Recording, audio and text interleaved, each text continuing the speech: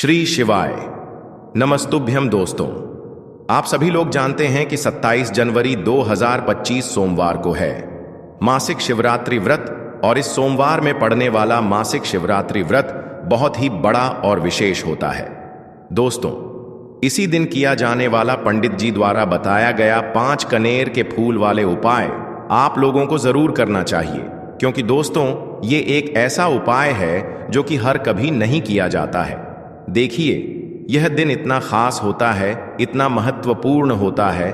देखा गया है कभी कभी बड़े बड़े पूजा पाठ अनुष्ठान से जो मनोकामना पूर्ण नहीं होती है, वह मासिक शिवरात्रि के दिन एक छोटे से उपाय करने से ही आपकी मनोकामना पूर्ण हो जाती है। और बहुत सारे लोगों ने इस उपाय को किया भी है और उनको इस उपाय को करने का फल भी जरूर मिला है। अगर आप लोग भी इस उपाय को मासिक शिवरात्रि के दिन करना चाहते हैं तो आप इस उपाय को पहले अच्छे से समझ लेना, सुन लेना, उसके बाद करना। आपको इस उपाय का फल जरूर मिलेगा। दोस्तों, हम आपको यहां पर बता दें कि यह जो 5 कनेर के फूल वाले उपाय, यह उपाय पंडित जी ने सीहोर की कथा में ही बताया है। और इस उपाय को करने से आपके घर में चाहे किसी भी प्रकार की दुख और समस्या क्यों ना चल रही हो, आपको उसका कारण भी नहीं पता है कि यह समस्या किस कारण से चल रही है।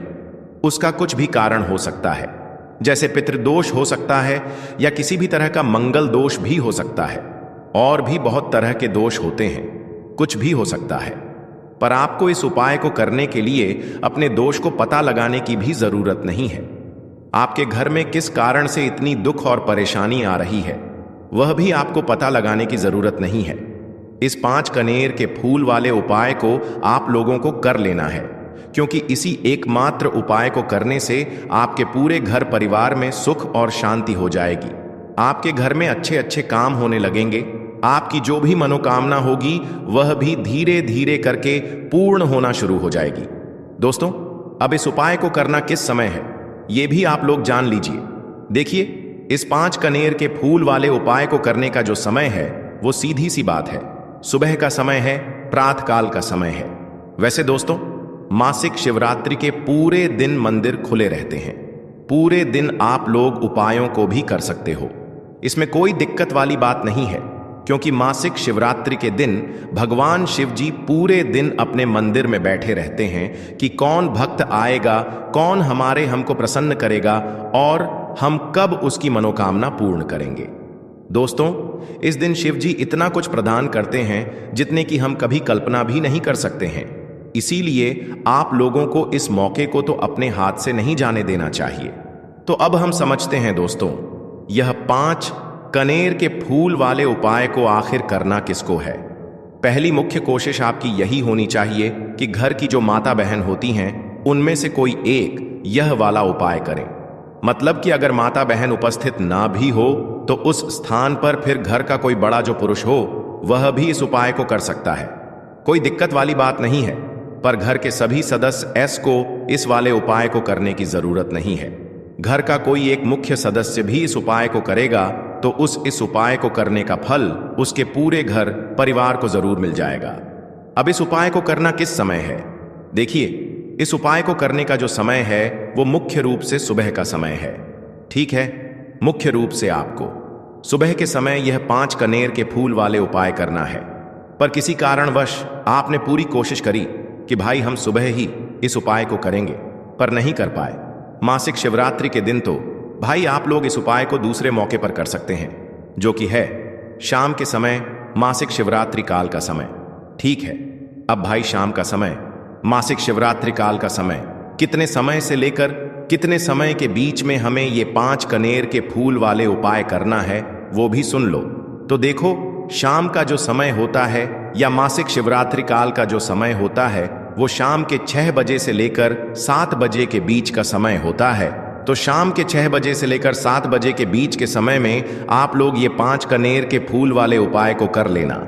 पर अगर आप लोग इस समय भी लेट हो जाते हो, मतलब बहुत सारे लोग अपने नौकरी पे जाते हैं, ड्यूटी पे जाते हैं या काम पे जाते हैं, तो आने में देरी हो ही जाती है। तो अगर आप लोग लेट भी हो जाते हो तो आप इस उपाय को 8 बजे तक भी कर सकते हो, कोई दिक्कत वाली बात नहीं है। तो देखिए, 5 कनेर के फूल वाले उपाय है। तो सीधी सी बात है कि इसमें हमें 5 कनेर के फूल की तो आवश्यकता पड़ेगी ही पड़ेगी। तो अब हम यहां पर समझते हैं कि आपको उपाय कैसे करना है। सबसे पहली चीज दोस्तों, ये जो उपाय है ये 5 कनेर के फूल वाला उपाय है। तो सीधी सी बात है, इस उपाय में हमें 5 कनेर के फूल तो लेने ही लेने पड़ेंगे। अब यहां पर एक सबसे बड़ी गलती होती है जो कि आप उपाय में करते हो और आपको पता भी नहीं लगता है, जो कि हम आपको बताते हैं। देखिए, जो आप 5 कनेर के फूल लेकर आओगे, सबसे पहले तो कनेर का फूल आप लोगों को पता होगा कि कैसा होता है। हम आपको जब भी बता देते हैं, कनेर के फूल वो होते हैं जो कि पीले कलर के होते हैं, लंबे लंबे से होते हैं। आप लोगों ने देखे भी होंगे, आप लोगों ने जो थंबनेल में फूल देखा हुआ था वही कनेर का फूल होता है। तो आप लोगों को वैसे ही 5 कनेर के फूल लेकर आने हैं। ये कनेर के फूल आप लोगों को बहुत आसानी से मिल जाते हैं, बस आपको इसका पेड़ ढूंढना होता है और बहुत सारे फूल उसमें लगे हुए होते हैं, कुछ भी कमी नहीं होती है। बस दोस्तों, आपको यहां पर ध्यान इस बात का रखना है कि अगर यह 5 कनेर के फूल जो है, मतलब कनेर के फूल का पेड़ जो है कहीं बाहर लगा हुआ है, वो किसी के अंडर में नहीं लगा हुआ है, किसी का वो पेड़ नहीं है, तो आप बिना पूछे जो है वह कनेर के फूल तोड़कर ला सकते हो। पर अगर कोई सा कनेर का पेड़ किसी के घर के अंदर लगा हुआ है और आपको वह कनेर के फूल उसके घर के अंदर से चाहिए, तो भाई उससे पहले पूछना कि भाई हम जो है आपके पेड़ में से 5 कनेर के फूल ले लें या कनेर के फूल ले लें। भाई पहले उससे पूछना, क्योंकि ये वाले जो 5 कनेर के फूल आप लोग ले रहे हो, ये उपाय के लिए ले रहे हो। और भगवान शिव जी को उपाय जब हम करते हैं तो भाई पूर्ण रूप से जो है हम पूरे विधि विधान से करते हैं। तो इसलिए अगर आप किसी के घर में के अंदर जो पेड़ लगा हुआ है कनेर का, उस पेड़ से अगर ये फूल ले रहे हो, तो भाई पहले उस घर के मुखिया से पूछ लेना कि हम आपके पेड़ से कनेर के फूल ले लें। अगर वो हाँ कह देता है तो भाई उसके बाद आप उसके पेड़ से 5 कनेर के फूल ले लेना। अगर कोई कनेर का पेड़ जो है ऐसे ही बाहर लगा हुआ है, खुले में लगा हुआ है, उस पर किसी का भी कब्जा नहीं है, तो वो आप जो है बिना पूछे भी उस पेड़ में से तोड़ सकते हो। पर किसी के घर के अंदर लगा हुआ है तो उससे सकर ही 5 कनेर के फूल उसके पेड़ में से लेना। अब आपके पास 5 कनेर के फूल भी आ चुके हैं। अब दोस्तों, कनेर के फूल के साथ में क्या हमें सीधा उपाय करना है या कुछ सामग्री भी लेकर जाना है? तो देखो, कोई भी उपाय जब हम करते हैं तो सीधा हम उपाय जाकर नहीं करते हैं, उससे पहले हम भगवान शिव जी की पूजन अर्चना भी करते हैं। तो देखो, अगर यह उपाय आप सुबह के समय कर रहे हो, प्रातः काल कर रहे हो, तो आप लोगों को अपने साथ में कम से कम 1 लोटा जल तो जरूर लेकर जाना ही जाना है।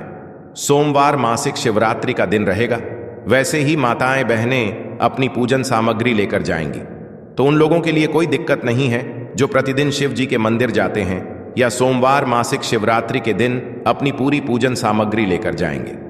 भाई वो वैसे के वैसे ही लेकर जाएं। यह बात उनके लिए है जो कुछ भी लेकर नहीं जाएंगे, भाई वो बस 1 लोटा जल तो जरूर लेकर जाएं।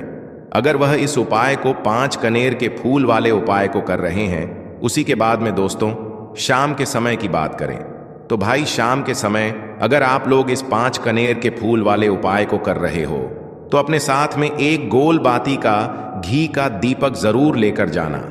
जो घी का दीपक लोगे वो आटे का होना चाहिए। आटे का होने के साथ में उसके अंदर गोल बाती रखा आएगी। वो गोल बाती आप अपने हाथों से बनाओगे तो ज्यादा बेहतर होगा।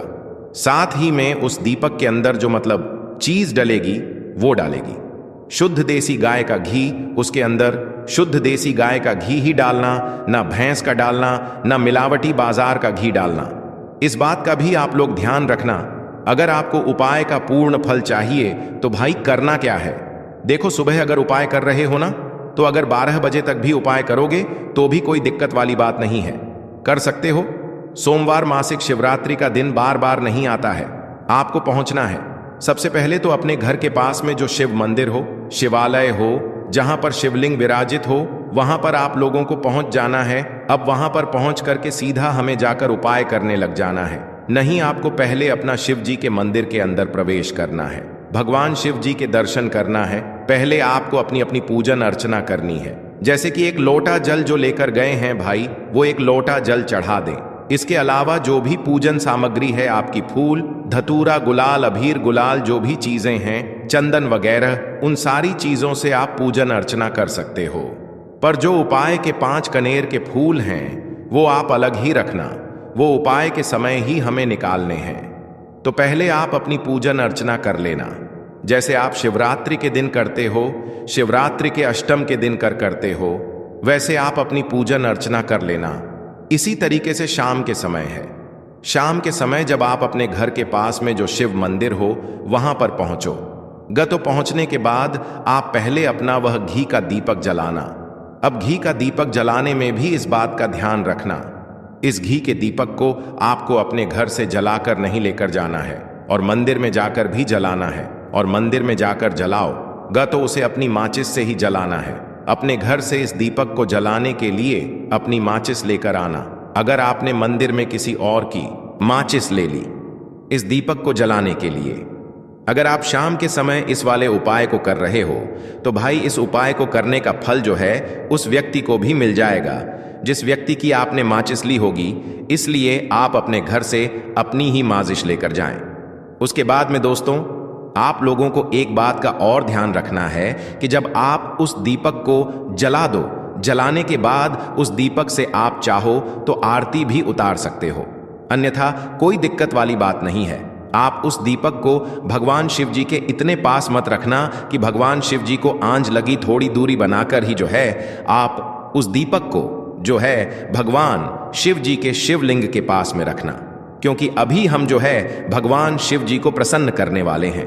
तो इसलिए जो है भगवान शिव जी को आंच ना लगे, इतनी दूरी बनाकर आप उस दीपक को रख दीजिएगा। जैसे ही आपकी पूजन अर्चना हो जाती है आप जल चढ़ा देते हैं। सुबह के समय गए तो जल चढ़ा देते हैं, पूजन अर्चना हो जाती है।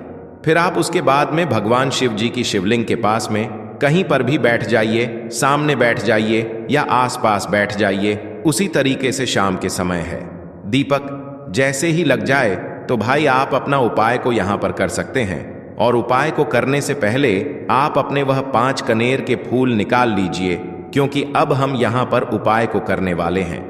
उपाय को करने के लिए आप शिवलिंग के सामने भी बैठ सकते हैं, आसपास भी बैठ सकते हैं, कोई दिक्कत वाली बात नहीं है। अब हमारे पास 5 कनेर के फूल हैं, तो सीधी सी बात है कि इन 5 कनेर के फूलों को हमें 5 अलग अलग जगहों पर यहां पर चढ़ाने हैं।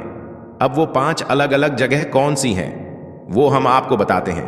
देखिए, 5 अपने कनेर के फूल आप अपने सामने निकाल कर रख लीजिए। अब 5 कनेर के फूल में से सबसे पहला वाला कनेर का फूल आप लोग उठाइए, और पहले वाले कनेर के फूल आपको कहां पर चढ़ाना है वो आपको चढ़ाना है भगवान शिव जी की शिवलिंग के ऊपर, जो गणेश जी वाला स्थान होता है वहां पर। अब भगवान शिव जी के शिवलिंग के ऊपर गणेश जी वाला स्थान कहां पर होता है? भगवान शिव जी की शिवलिंग होती है, शिवलिंग की जलाधारी होती है।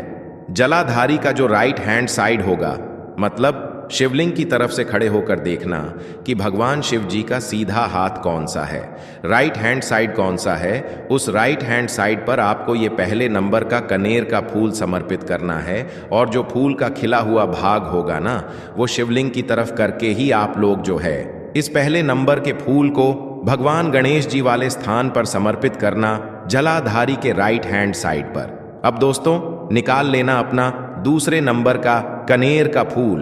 अब दूसरे नंबर के कनेर के फूल को आपको कहां पर समर्पित करना है, या आपको समर्पित करना है भगवान कार्तिकेय जी वाले स्थान पर। अब गणेश जी वाला स्थान राइट हैंड साइड पर होता है, तो कार्तिकेय जी वाला स्थान लेफ्ट हैंड साइड पे होता है, जलाधारी के ऊपर है।